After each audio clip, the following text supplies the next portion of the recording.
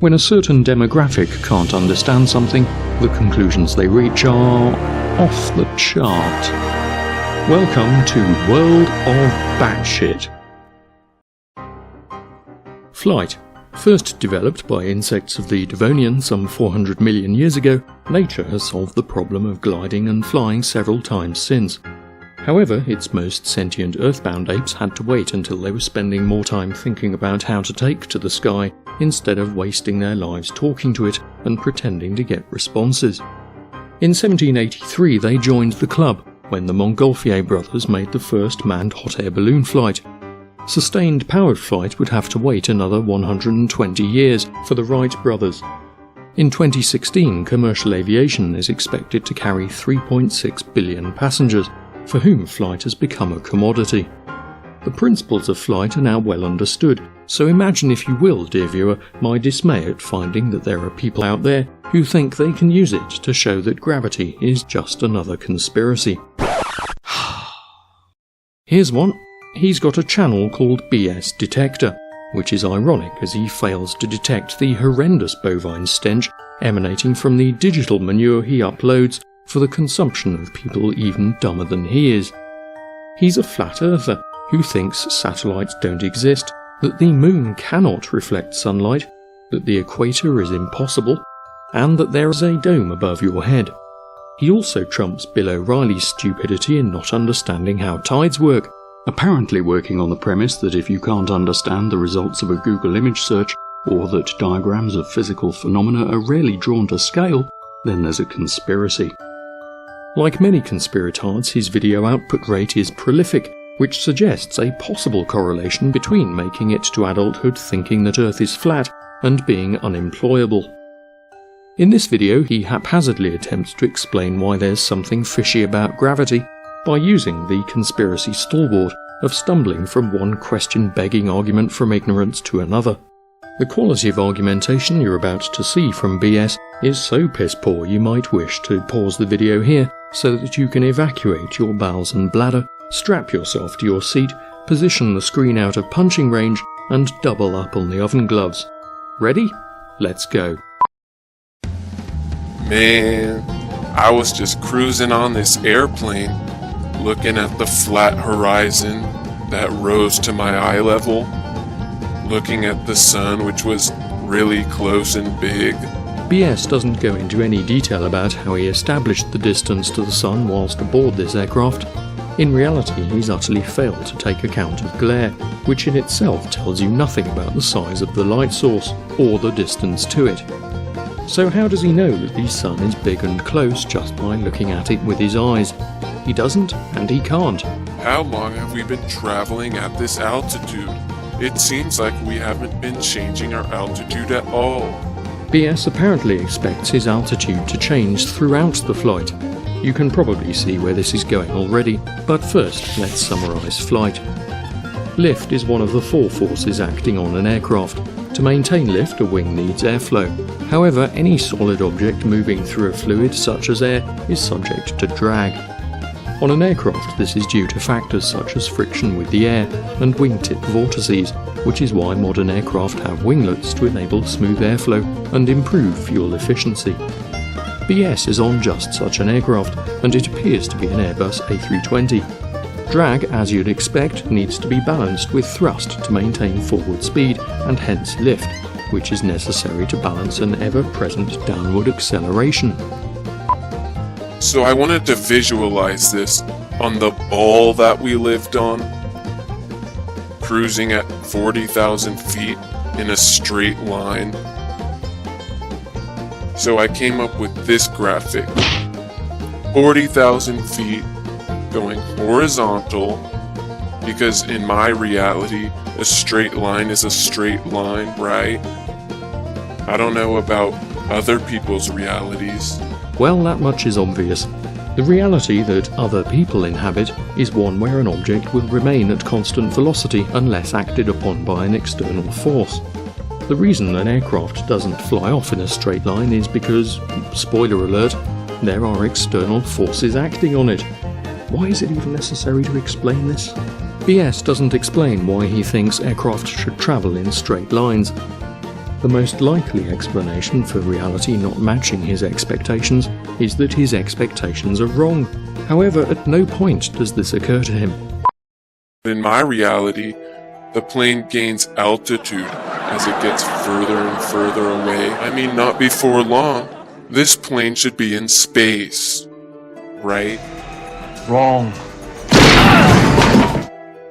So then I go back to my reality, and I find out that we just take off, hit 40,000 feet, and cruise over flat land like everyone experiences. That's what reality is. But then some asshole on the plane told me that gravity kept us from going into outer space. So I asked him, how does that work? I really am wondering. No, he isn't. Satisfied with the level of research he had undertaken by asking a random person on a plane, BS apparently didn't think to look into it any further before making this complete dung heap of a video. So he told me, once you reach your cruising altitude, the gravity just bends you, and you magically follow the curvature of the Earth. Gravity is a conservative effect, meaning that the negative work done by gravity when raising an object against it is exactly the same as the positive work it does in bringing the object back to the ground. Raising an object in a gravitational field gives it gravitational potential energy. Positive work done by gravity converts it back to kinetic energy as it falls. When an aircraft is in level flight, inertia would tend to want to keep the aircraft moving in a straight path, which would suggest that as the plane flies it should gain altitude just by virtue of flying in a direction that would take it away from Earth's surface. Before BS gets too excited by thinking he's right, it's time to inject the aspects of reality that he prefers to label as magic. The aircraft is flying in a gravitational field. Gravity is always exerted on it, so the principle of potential and kinetic energy exchange takes place. Aircraft gains a bit of altitude in the gravitational field, gains potential energy, loses kinetic energy, falls a little, loses potential energy, gains kinetic energy, blah blah blah. It's a continuous exchange. The result, when lift and gravity are in balance, an aircraft achieves what is termed level flight and takes you around the world at the same altitude. Can you explain to me what force is acting on it? Gravity, you fucking retard! How the force of gravity doesn't allow you to escape? You can escape Earth's gravitational well if you're going fast enough. Aircraft don't fly fast enough. This is just one reason why space programs use things called rockets. If you could get into space using aircraft, astronauts would be ten a penny. Even getting into space doesn't magically release you from the pull of gravity, which is why orbits are a thing, and spacecraft fall back to Earth when deorbited. Of course, being a flatard, BS thinks that space doesn't exist. Because I thought you took off. Weren't you just taking off? Weren't you just defying gravity? So why can't you defy gravity at 40,000 feet? I mean, this is what you're expecting me to believe? You're taking off, and then once you hit 40 feet, you magically just follow the curvature, right? Wrong. Gravity doesn't stop working just because you've got wings and engines.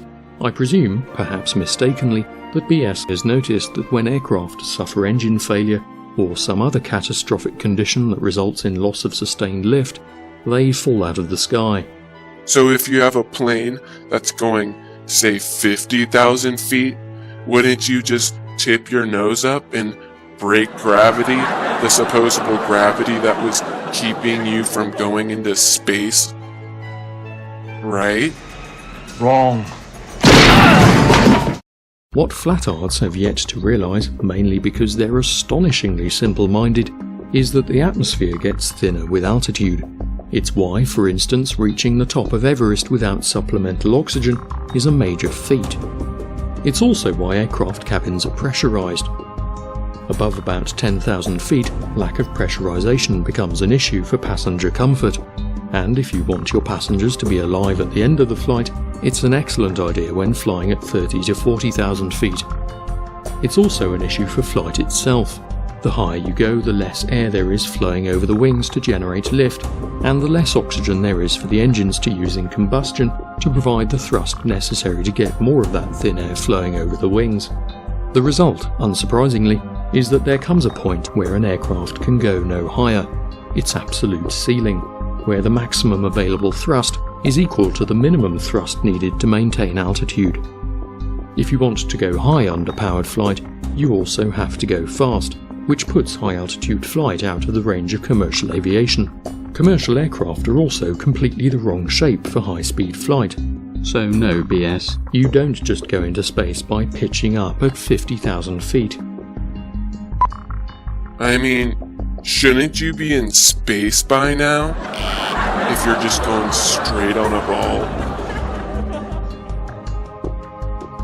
I mean, how is it possible that this magical invisible force keeps the plane from going up? It's possible because gravity doesn't mysteriously stop working at altitude. I'm not quite sure why BS objects to gravity being invisible. Consider, for instance, fucking magnets. How do they work? Well, not by magic, and whilst you can't see the force imparted by electromagnetism, you can see its effects. And so it is with gravity. Its effect is easily observable. I mean, it doesn't even make sense. Look at this animation again, and tell me how this makes sense. You're breaking all of those really strong layers of gravity, but once you just go horizontal, it just curves you. The plane curves. For no apparent reason. Gravity! Gravity! BS doesn't explain how he quantified how strong gravity is, or why he thinks gravity comes in layers that need to be broken. All masses have gravity. Its net effect is that masses are pulled towards each other's centre of mass. For something large and roughly spherical like a planet, the centre of mass is also essentially its physical centre. It comes as no surprise then that an object in a planet's gravitational field is always accelerated towards the centre of the planet and perpendicular to its surface. Let's remove Earth's atmosphere so air resistance is not a factor. Fire a cannonball parallel to Earth's surface and it'll fall to the ground. The ball is always subject to the downward acceleration of gravity. Increase the power of the cannon and we can increase its range. Keep going and it's not hard to see that if we get the speed just right, our cannonball will just keep falling around Earth in an orbit. Add an atmosphere back in and drag affects our cannonball. Its speed parallel to Earth's surface will always slow, but it is always accelerated towards the ground, so a persistent orbit is no longer possible. With that in mind, let's give our cannonball a more aerodynamic shape to reduce drag. It's still always accelerated towards the centre of the planet, so let's add some wings to generate lift against that, so we can increase its range. However, drag remains. Our unpowered glider will still hit the deck. Let's give it some means of propelling itself. Now we can maintain a constant speed against drag and constant lift against the downward acceleration of the planet.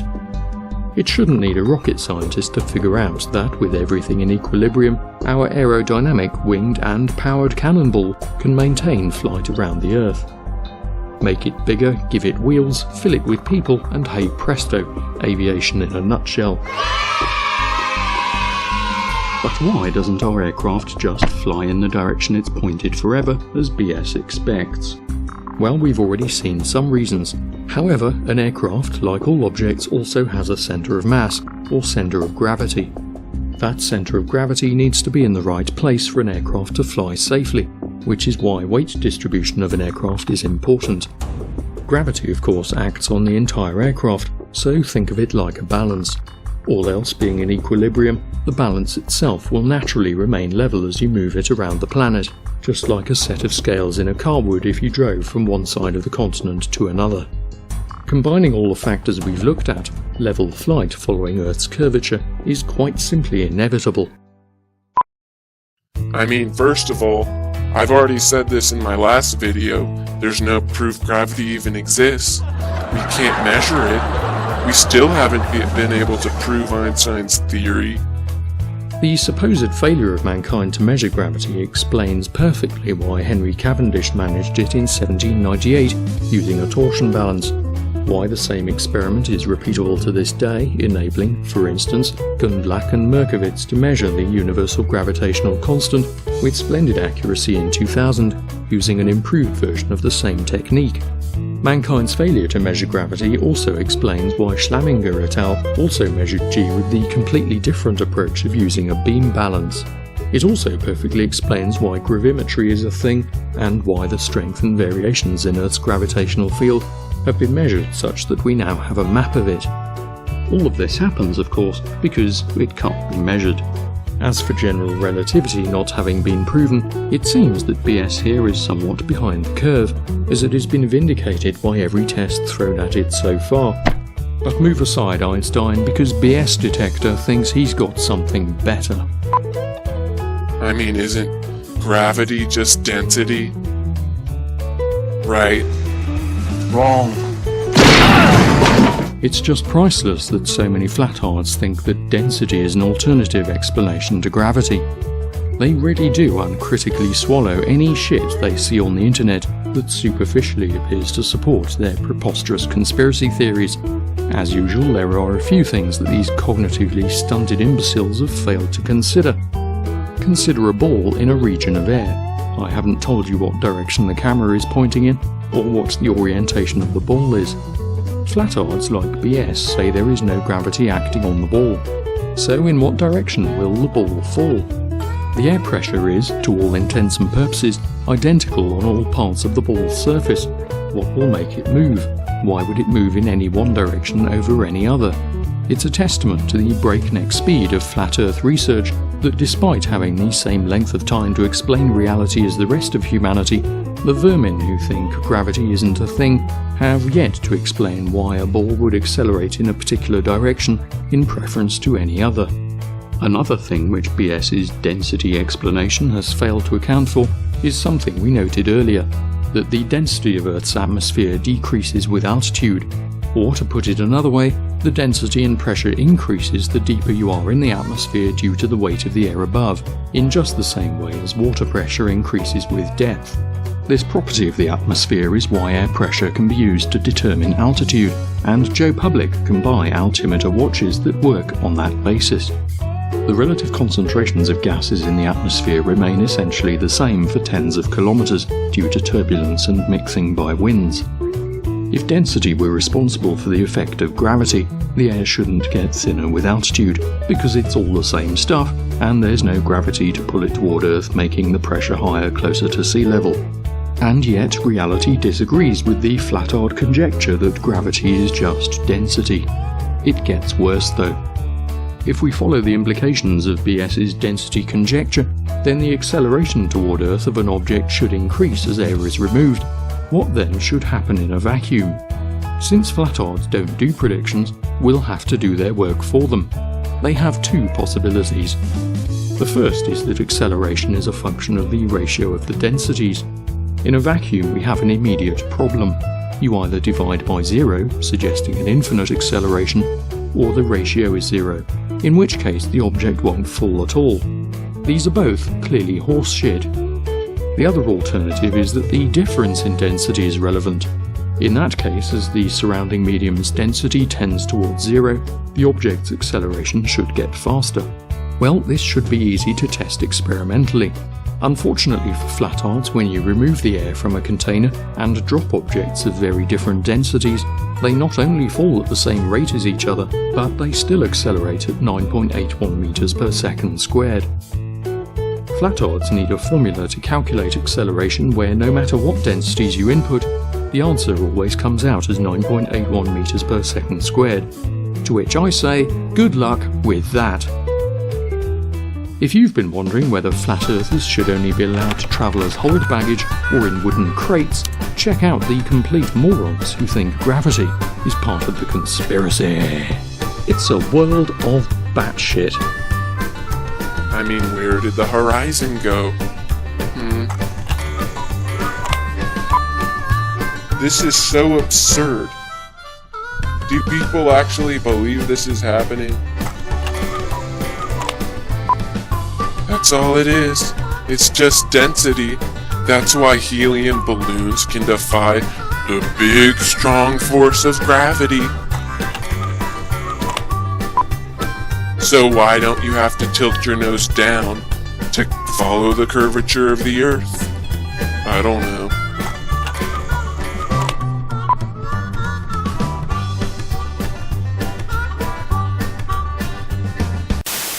Someone answer my question.